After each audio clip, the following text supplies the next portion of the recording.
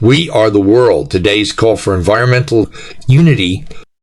In the mid-1980s, the world witnessed a historic moment that transcended the boundaries of music and echoed a call for global unity. The record-breaking song We Are the World emerged as a powerful anthem, igniting a movement that aimed to address the dire needs of the starving in Africa.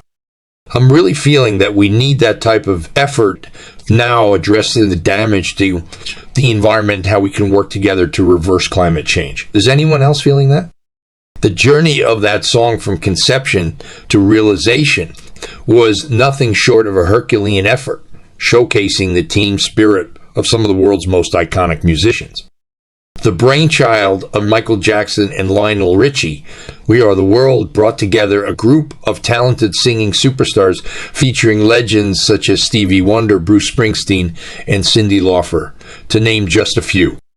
The recording session, which took place on January 28, 1985, at A&M Studios in Los Angeles, led by the master Quincy Jones, marked an unprecedented gathering of diverse musical voices, each lending their talent to a cause larger than themselves.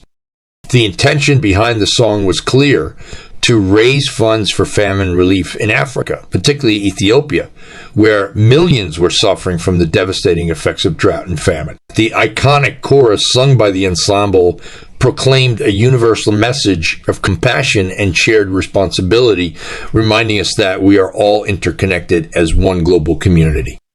We Are the World went on to become one of the best-selling singles of all time, generating over $63 million in humanitarian aid, $124 million in today's dollars. The proceeds were channeled through the USA for Africa Foundation, providing crucial support to organizations working tirelessly to help reduce the suffering of those in need. The impact of the song rose above its musical success, leaving an indelible mark on the collective consciousness and demonstrating the potential of collective action. As we reflect on the legacy of We Are the World, there's a fitting question that begs our attention. Could the same spirit of cooperation and unity harness to address another pressing global crisis, the environmental challenges threatening our planet?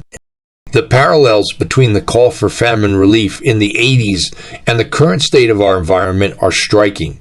Climate change poses a formidable threat to our planet, with rising temperatures, extreme weather events, and biodiversity loss becoming increasingly evident. The need for collective action to reverse the damage and protect our environment has never been more urgent.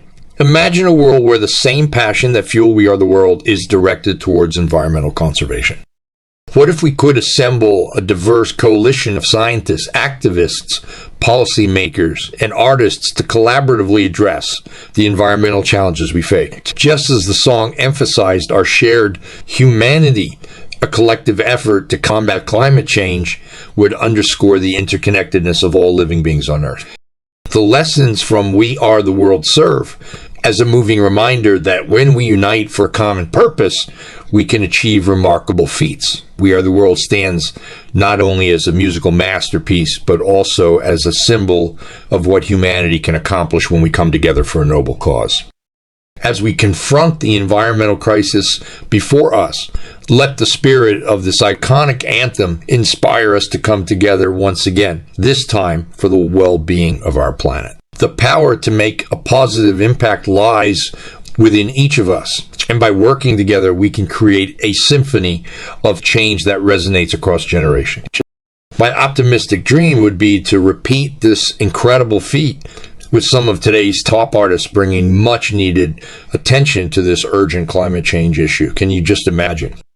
You may like these from John Lennon, Beatles singer-songwriter, from his song Imagine.